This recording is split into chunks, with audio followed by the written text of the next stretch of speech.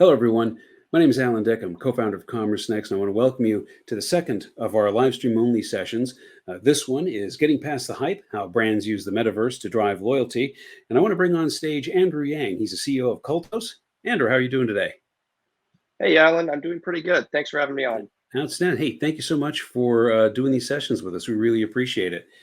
This session is going to be a discussion with two other panelists. So let's bring them up and I will hang out in the back. Enjoy the session. Perfect. Thanks, Alan. Welcome, everyone, and thank you to both of our panelists for joining the session on how brands use the metaverse to drive loyalty. As Alan mentioned, my name is Andrew Yang, and I'm the CEO and one of the co-founders of a company called Cultos. With Cultos, we enable any direct-to-consumer brand to bring their loyalty programs, their rewards, and to a certain extent, their influencer marketing to Web3. So there's a lot of different exciting topics that we aim to cover today.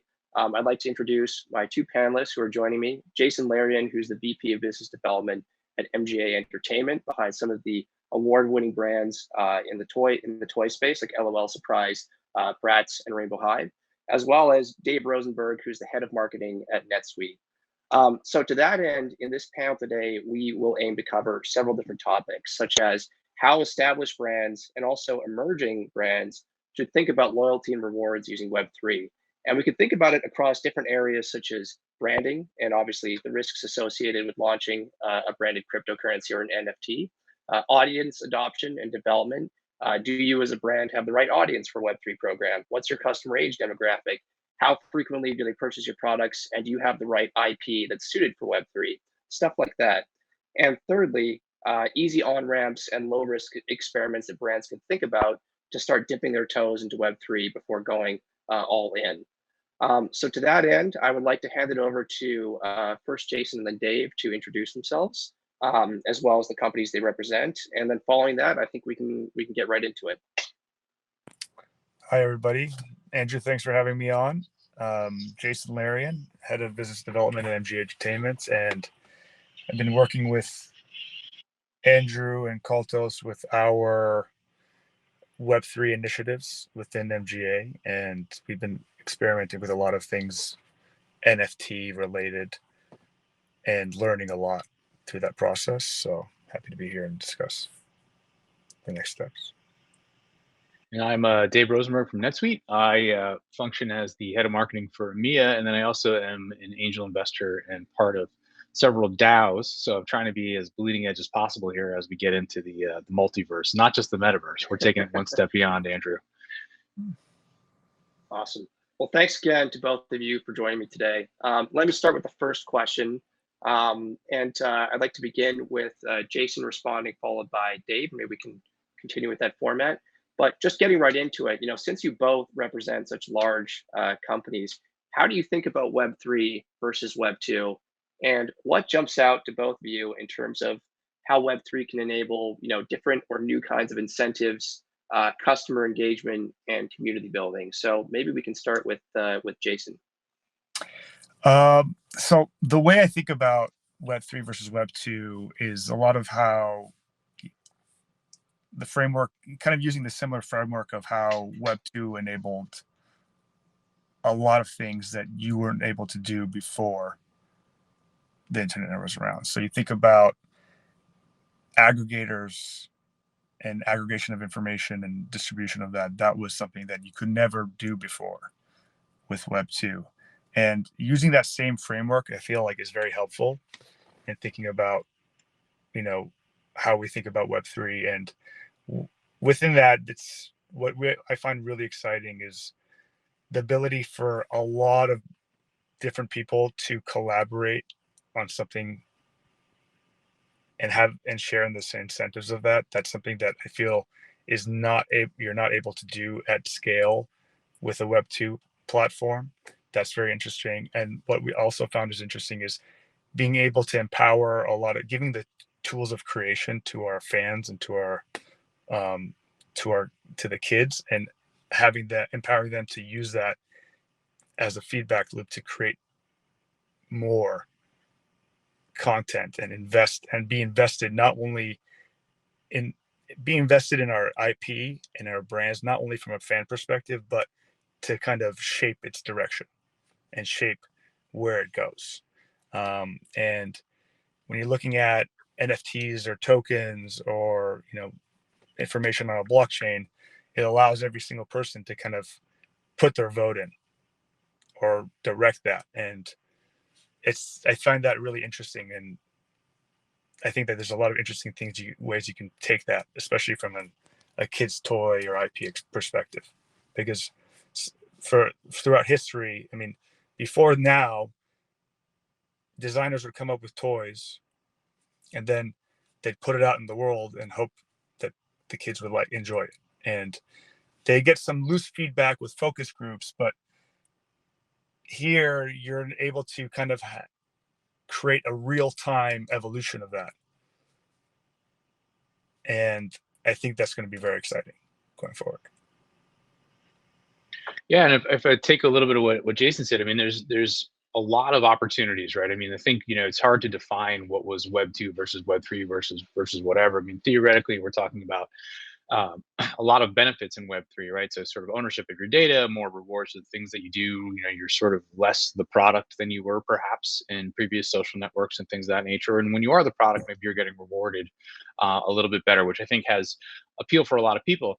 From kind of a big picture marketing point of view, I don't really know what else to do. Now, this is sort of an interesting point, right? When you think about the rise of social networks and advertising and all this stuff and kind of the monetization of your data, that's not super appealing anymore. And there's also a lot of technological challenges, right? Which Apple did on the iPhone and such with, in some cases, advertisers are upset about tracking cookies. I think the vast majority of consumers don't care that change took place. We don't need to be tracked all the time.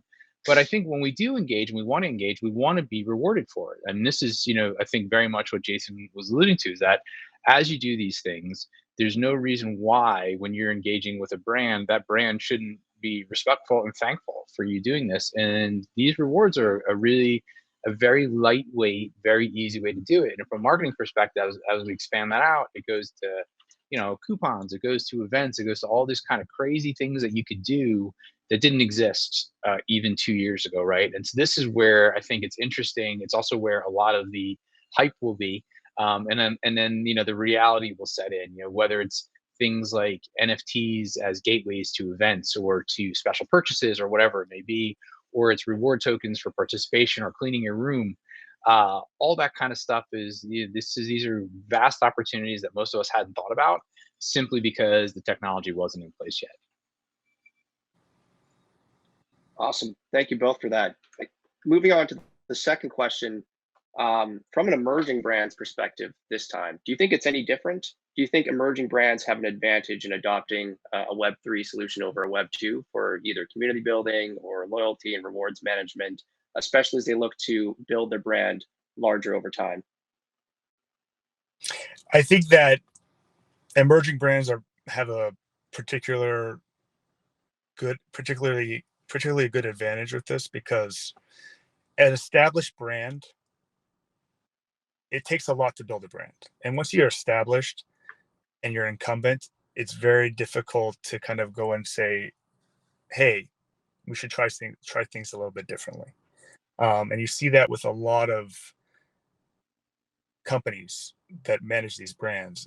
They know what they know, and to shift their thinking in the way to kind of go in a different direction is hard.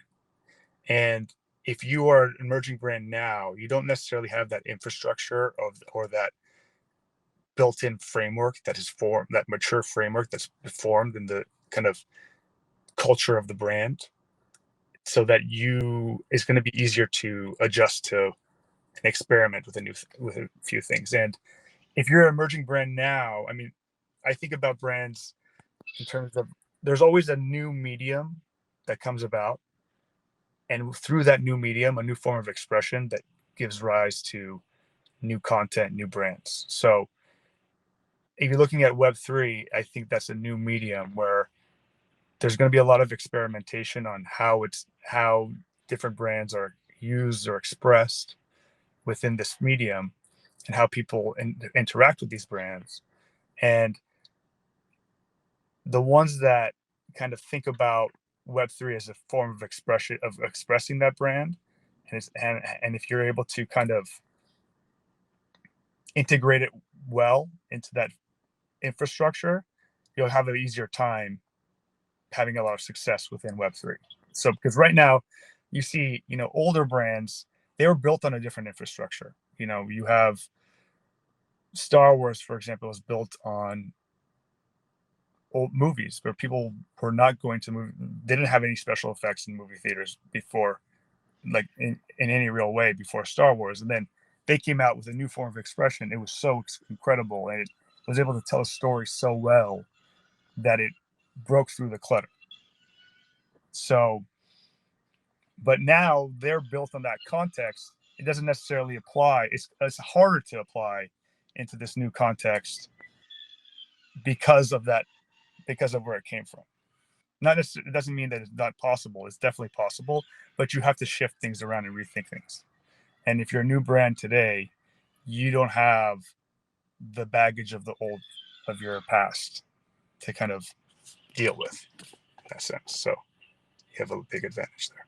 Yeah, it's an interesting point about the sort of the legacy hangover that you have, right, of this stuff, right? And so it's interesting. A friend of mine has an ice cream shop, I'll name here in New York, called it's called Morgenstern's, and he sells ice cream, and he's doing a series of NFTs where you can buy in basically to the special club, and you get to pick an ice cream flavor, and it's sort of, you're in the club now.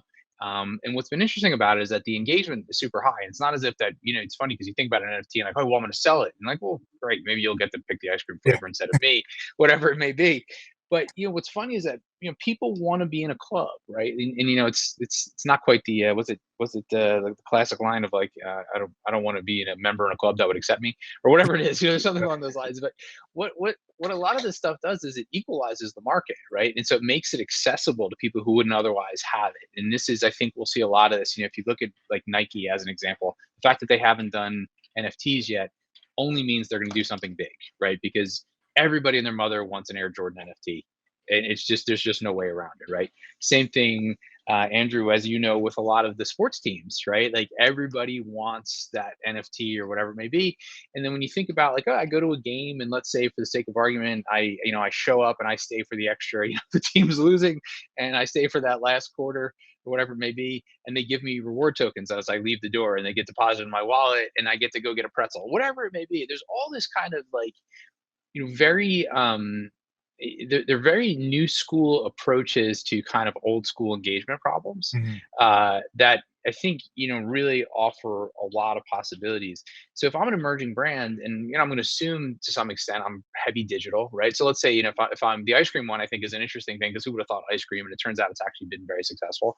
If you think about companies like say like a StockX or those sneaker exchanges where all that stuff started to pass through, it's another place. Like, wouldn't it be cool if when you bought that pair of rare Jordans, you got an NFT of it, right, or whatever it may be? And wouldn't Nike love to have the data that you wanted those things? And what will Nike give you for that? Well, they'll give you a bunch of rewards for it, which in the past we didn't have. And so there's a lot of like use cases that kind of take a minute to kind of get your head around. So the emerging brands have anyway, no rules, right? Kind of do whatever you want. Why not try it? And this, I think, has been, we started to see it quite a bit in things like in these DAOs and other places where now there's like, DAO tooling for DAOs to use, right?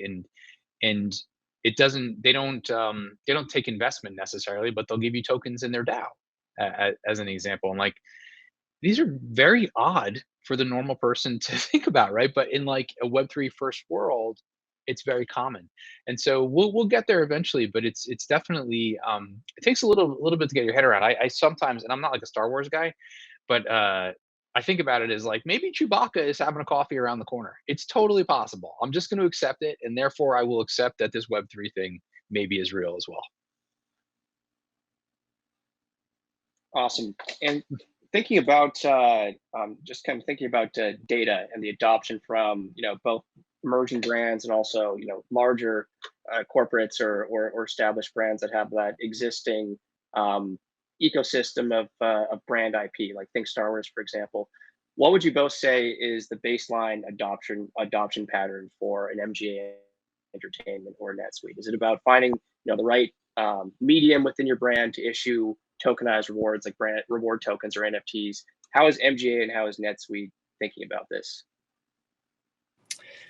Well, MGH thinking about it, we have a unique problem because we have two customers. We have the kids and the parents who do the purchasing decisions. So that's always been, sometimes they're aligned, a lot of times they're at conflict with each other in terms of what they think is appropriate, what they want their kids to buy. So this has always been a problem. And we're thinking about it. There's two things. We're thinking about it. What Web3 enables is it enables, things like giving a currency to children that they are now being able to control the purchasing decisions, obviously with parent input and parent guidance. But instead of going and giving your child a credit card to go, hey, go knock yourself out online, you're able to give them tokens that they can aim specifically for your products within an environment that parents would be happy to, comfortable using.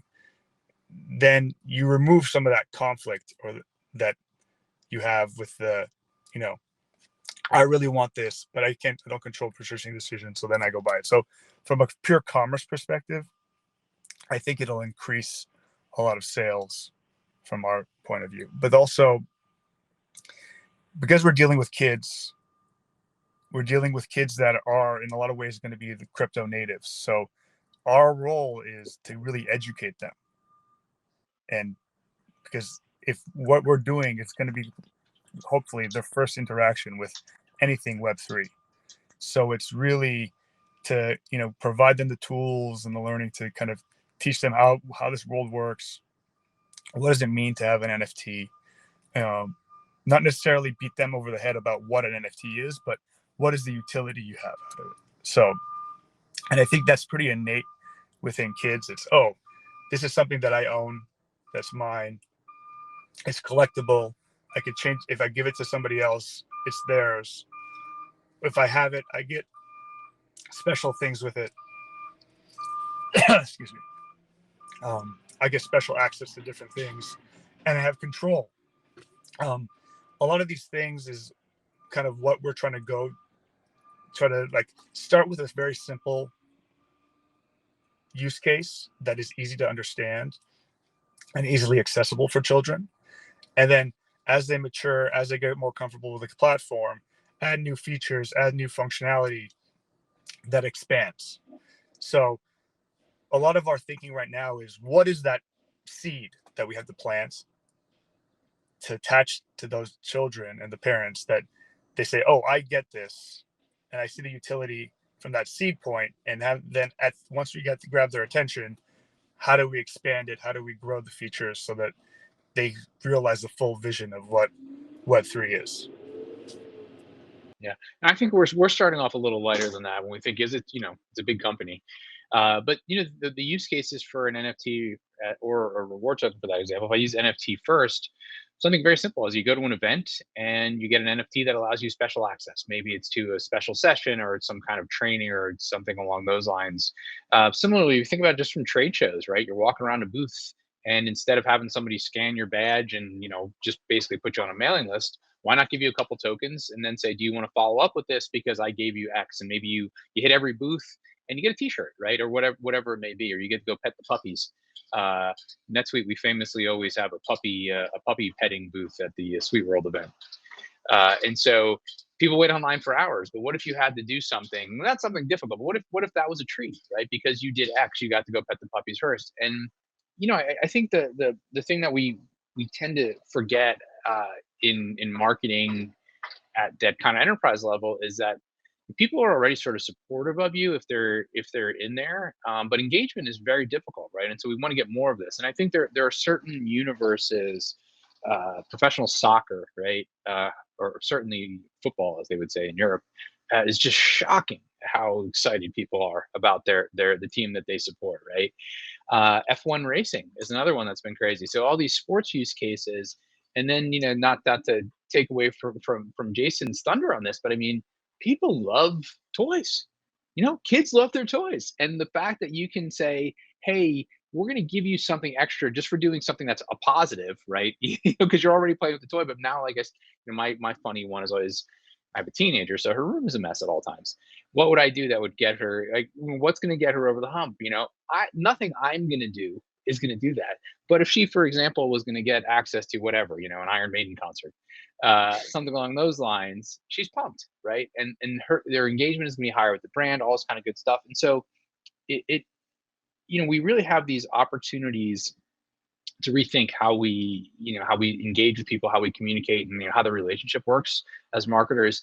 And I just think in general, it's less offensive because you're getting something in return, as opposed to just taking people's data. And that's and I know it's not altruistic, but it's certainly better Yeah. than it has been. So I think it's a benefit right there.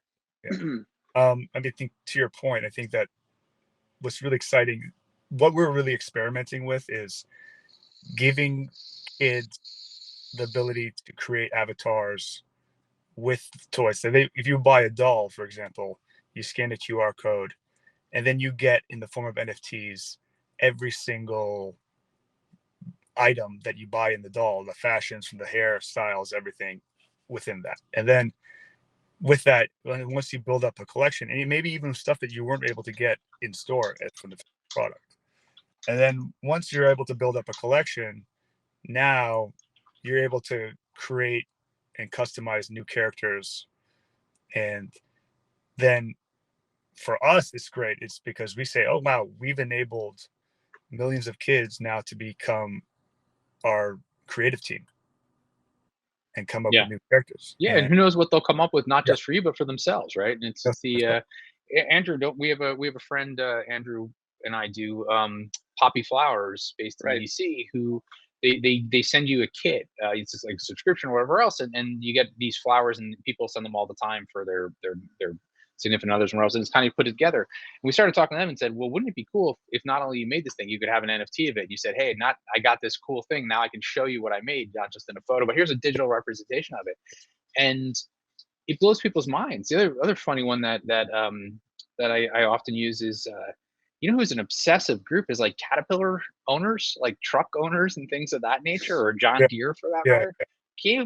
People would be psyched to like bust out the NFT of their tractor, and so these are very simple use cases, but over time that leads into a lot of other stuff, because it just means that someone is further engaged with you than they had been previously, and they remain excited about your product and your brand, and feel like they're getting something in return. yeah. Awesome. Well, I think we're coming up at the end of our time. So first of all, Jason, Dave, thank you so much for attending. And if you're watching this, hopefully you found it informative, especially if your brand is thinking about how to become a part of Web3 or the metaverse, and just generally how to think about NFTs and cryptocurrency and how it applies to your brand.